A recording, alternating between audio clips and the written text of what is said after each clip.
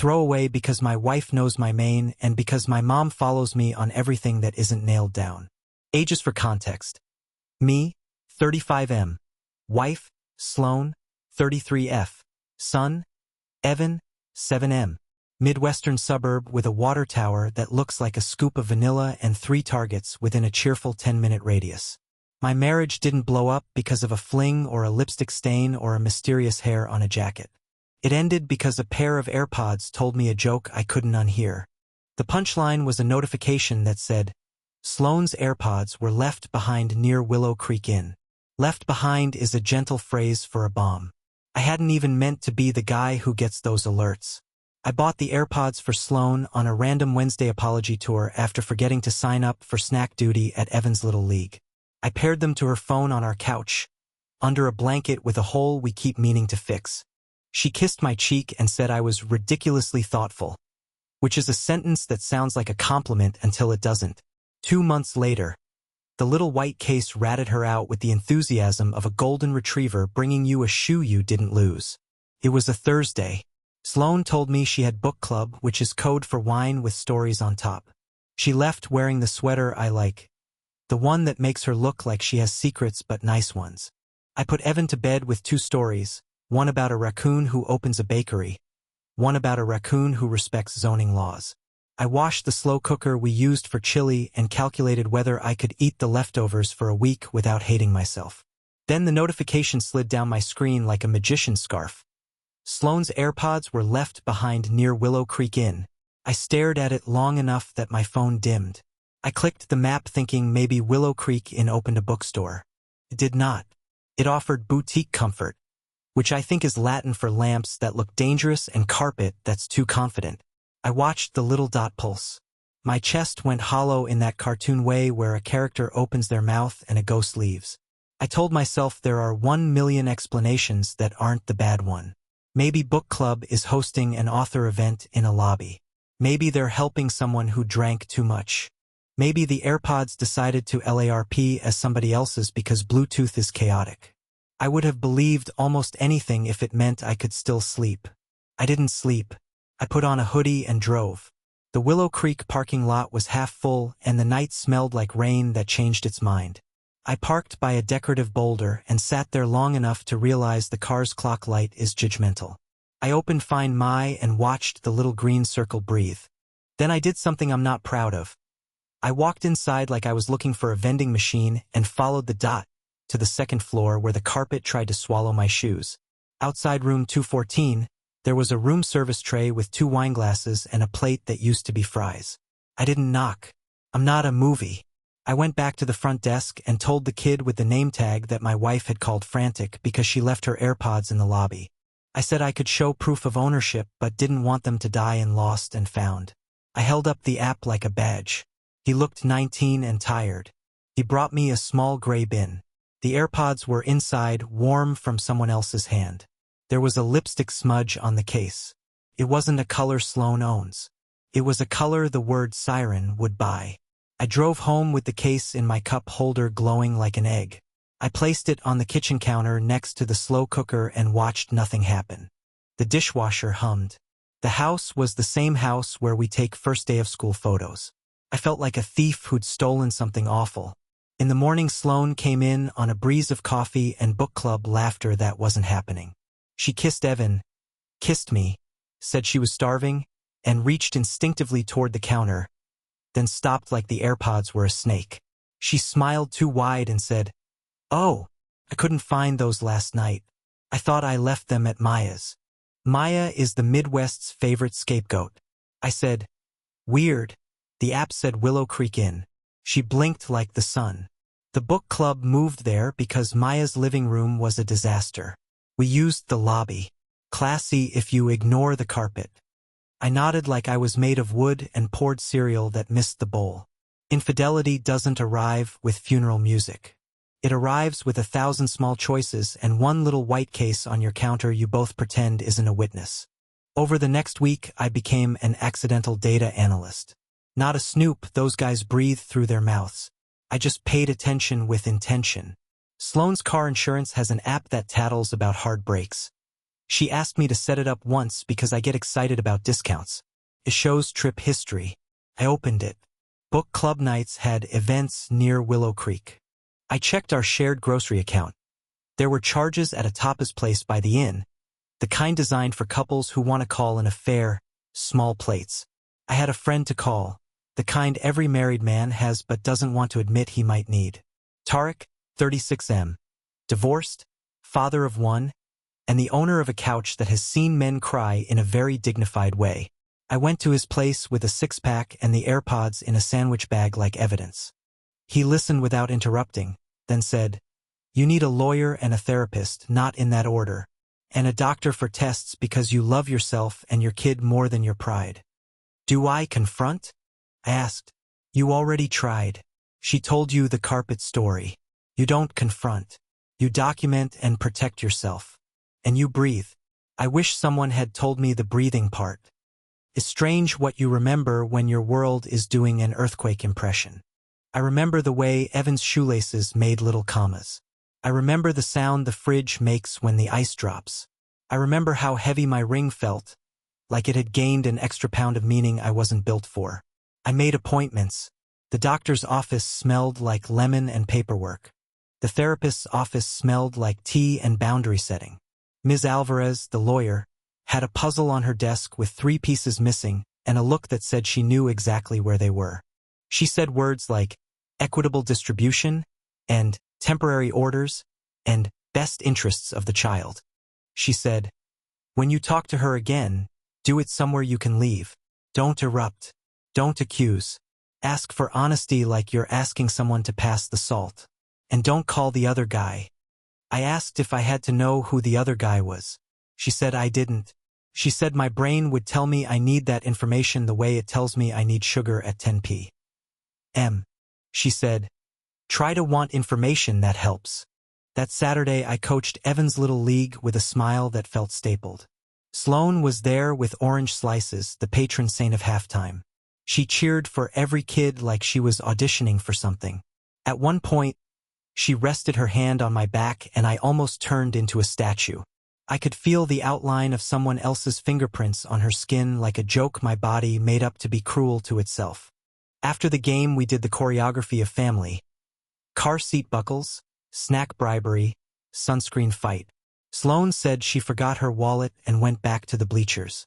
Her phone lit up face down in the cup holder. I didn't touch it. I'm not a saint. I just didn't want to lose in a way that made me respect myself less. When she returned, she had a look people get when they almost trip and pretend they meant to dance. On Tuesday, I asked her to meet me at a coffee shop where the chairs are all designed by a person who hates sitting. I ordered tea because coffee felt too jittery for honesty. "I got an alert about your AirPods," I said. "At the Willow Creek Inn." "Right, the book club carpet saga," she said, light but already defensive. "And your trip history on the insurance app puts you there a lot," I said, keeping my voice level like a yoga instructor who lost her mat. "We don't have to litigate this in a place that sells croissants, but I need you to know I know enough to stop pretending. If you want out, say out.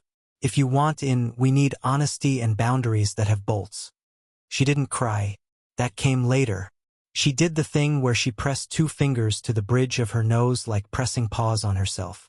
"It's not what you're thinking," she said, which is a sentence only people with very specific things to hide ever say. "There's a guy from work. We talk. We shouldn't. I feel seen. In a way that isn't laundry." "Did you sleep with him?" I asked, polite like I was networking. She stared past me at a wall of succulents. "Once," she said. "Twice.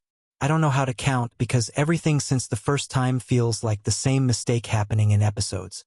My body did the thing where you go underwater in a pool and open your eyes and everything is blue and far away."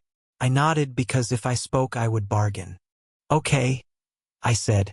"Then here's what I need if we are trying to not blow up Evan's life more than it's already getting blown up. Full disclosure in writing. Timeline, places, the ugly. No contact, written and sent while I'm there. Therapy for you and me. Devices open. Locations on. And if any of that cracks, we separate with a plan we write sober." She said she loved me. She said she didn't know what was wrong with her. She said she didn't want to lose her family. She said the other guy was a mistake with good lighting. She said a lot of things that sounded like someone paging herself over a loudspeaker in a store no one wants to shop in. She agreed to all of it. For 40 hours, we were excellent at recovery. She wrote a timeline.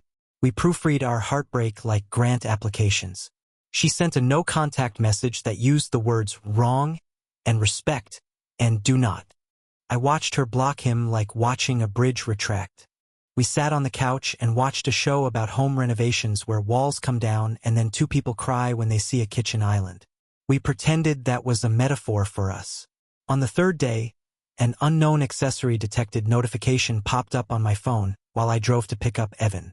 For a second my brain served up a conspiracy that Sloan had planted an AirTag on me to catch me cheating back.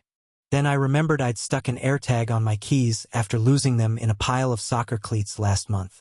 I laughed alone in the car, a sharp sound that didn't feel like mine. Recovery is boring and expensive when it's working. It's also easy to perform. 3 weeks in, I watched her watch the door. You learn a person's weather. Sloane's looked like a forecast that keeps saying chance of showers. I printed out a worksheet about boundaries my therapist gave me and taped it to the fridge like a kindergarten art project. We made a list of things that set us off. Peppermint schnapps, hers, chatty receipts, mine. The way the night feels near the inn, ours. We made it 29 days. Then my phone lit up at 10:53 p.m. with a DoorDash receipt from a tapas place by the inn, because Sloan sometimes forgets what email address is connected to what. I stared until the letters rearranged into the word coward. I went out to the garage because I didn't want to yell where my kid sleeps.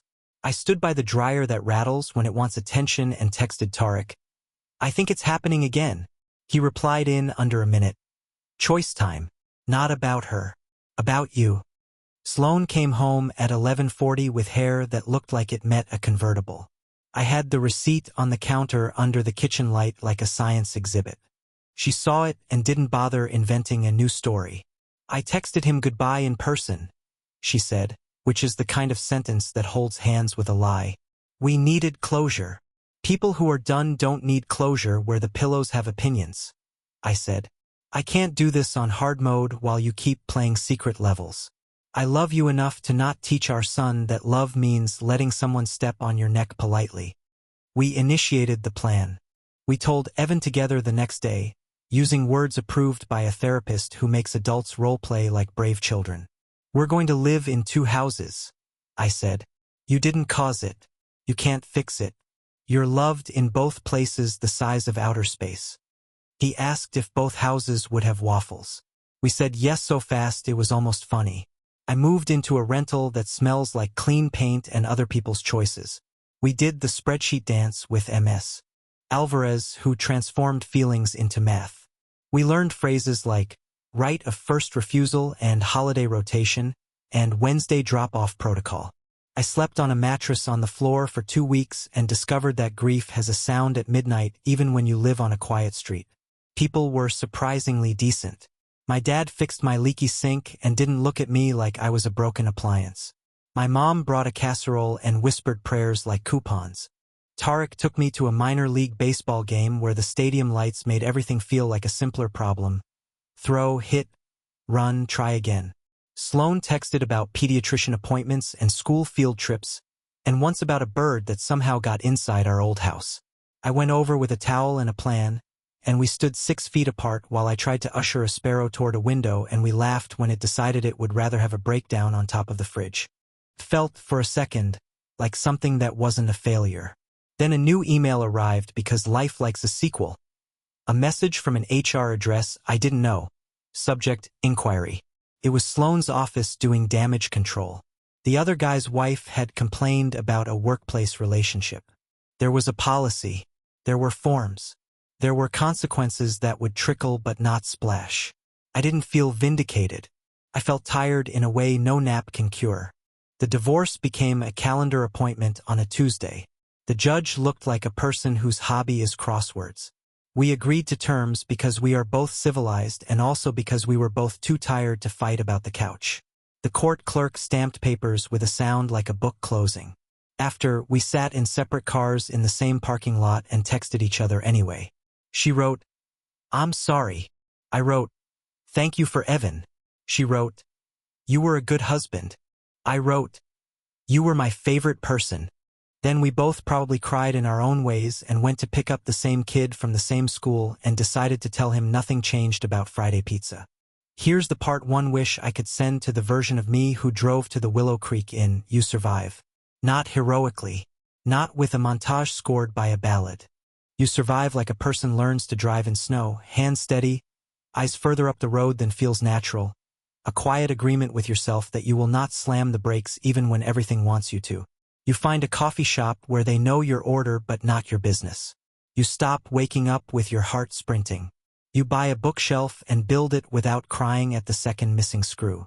You learn your house's noises and they stop sounding like alarms. Sloan and I are not friends. That word is too cheerful. We are colleagues in the project called Evan.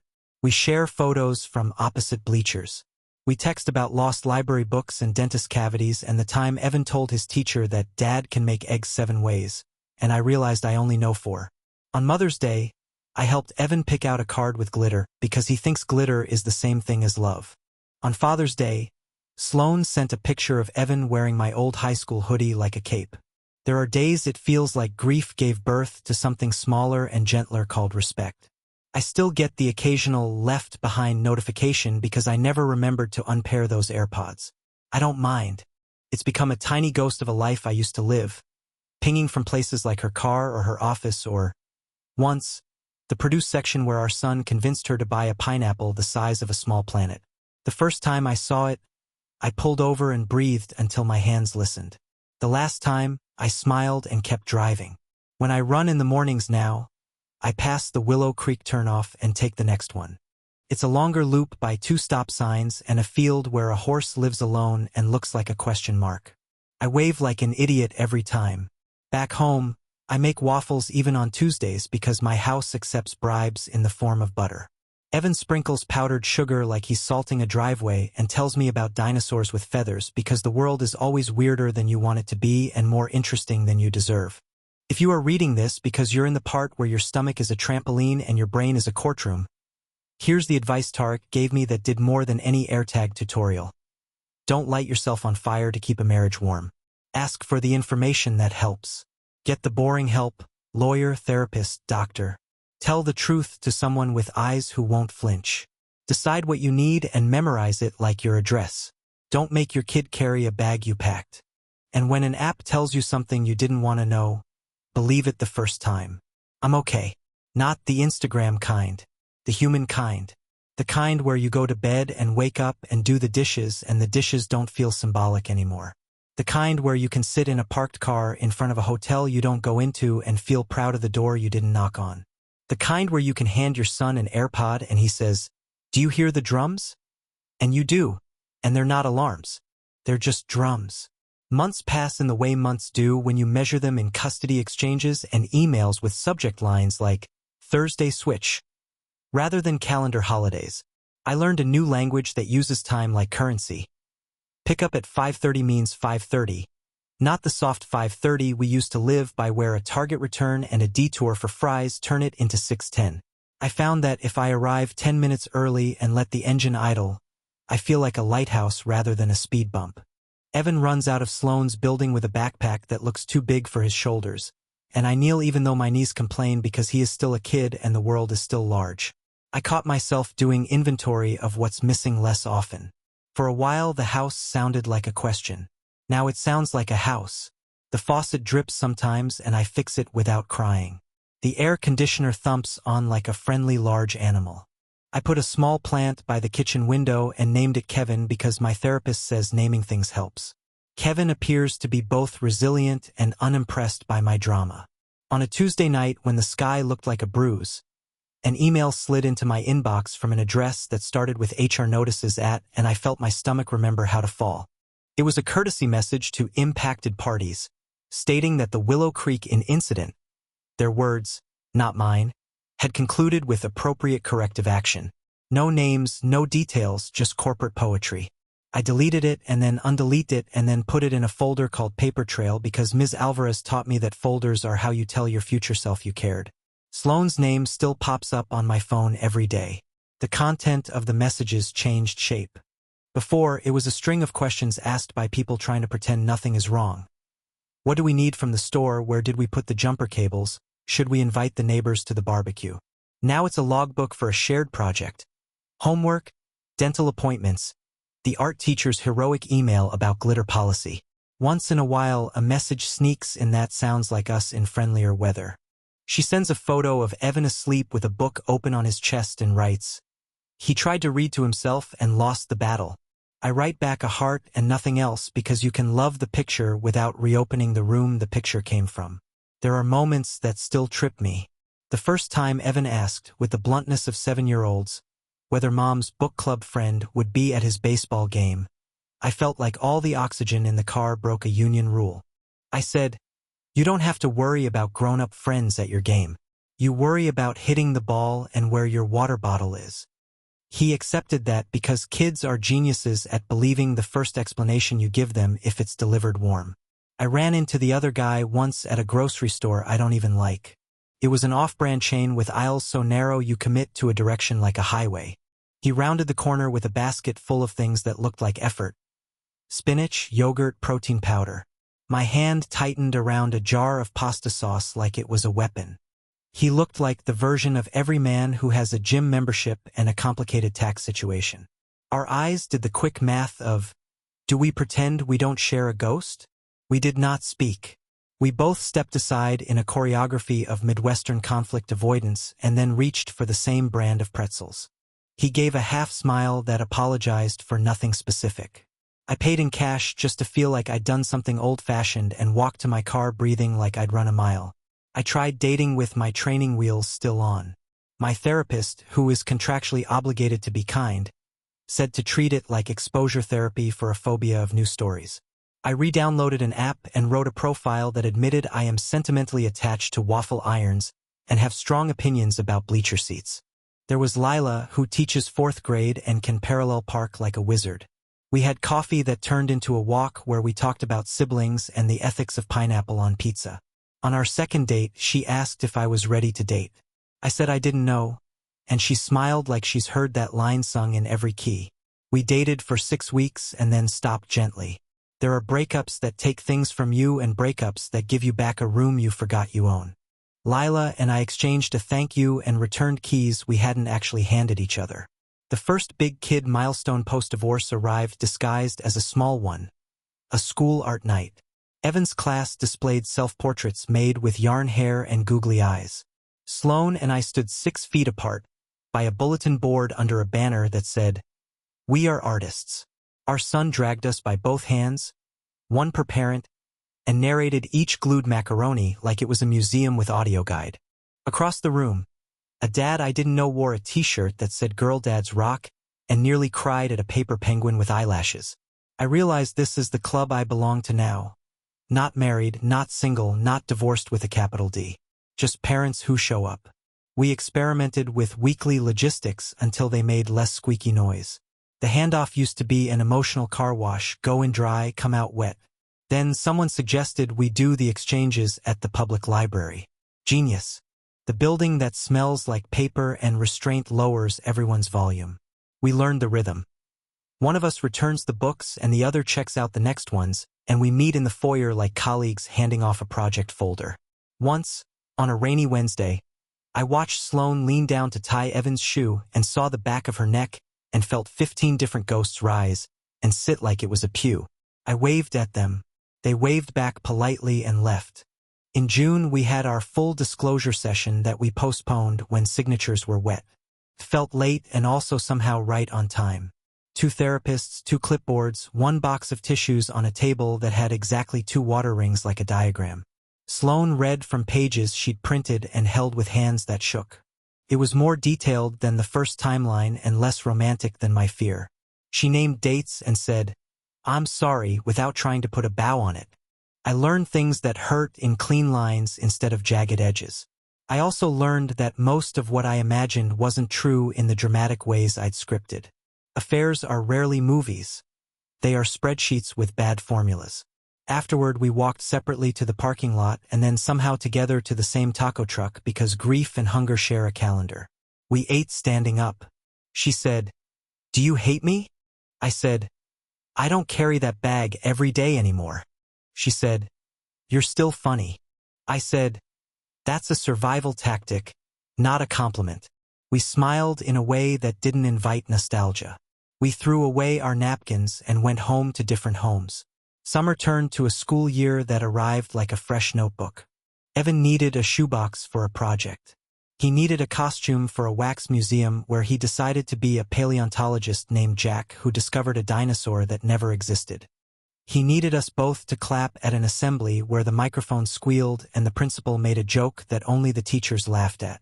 We nailed all of it. I made a spreadsheet for lunches because I love a system, and Sloane started sending joke napkins with doodles. On my days, Evan got terrible puns about Triceratops. On hers, he got a stick figure T-Rex with tiny arms lifting weights. He brought them both home and taped them side by side above his desk. "It's like my own museum," he said, and I managed not to cry. On a Sunday that smelled like apples and wet leaves, my phone buzzed with a relic from the old world. Sloane's AirPods were left behind near, and my body did the dance it learned in the hotel parking lot. The map showed a new address, a running trail by the river. She'd started jogging again. I stared until the green circle breathed slower in my chest. I could have unpaired the device right then. I didn't. The notification is a weather vane now. When it points to an inn, I know to breathe like I'm lifting something heavy and call my lawyer. When it points to a trail, I know I'm allowed to choose not to care. Thanksgiving was a logistical origami project. Ms. Alvarez helped us fold it. Morning with me.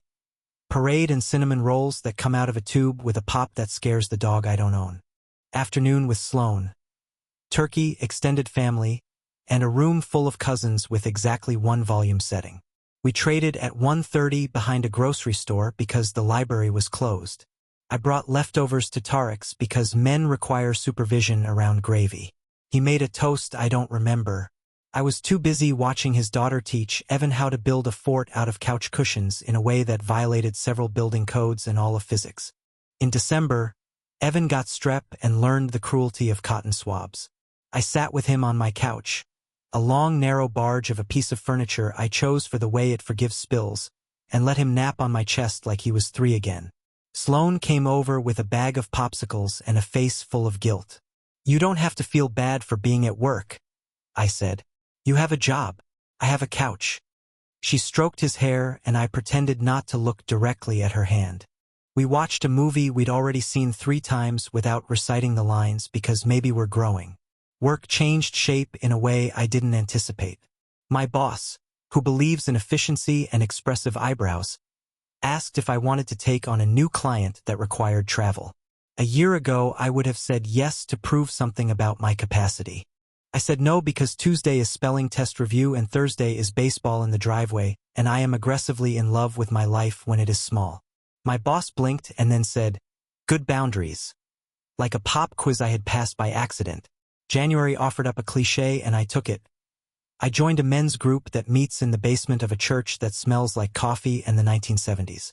We sit in a circle of chairs that do not match and talk about the unremarkable ways our hearts hurt.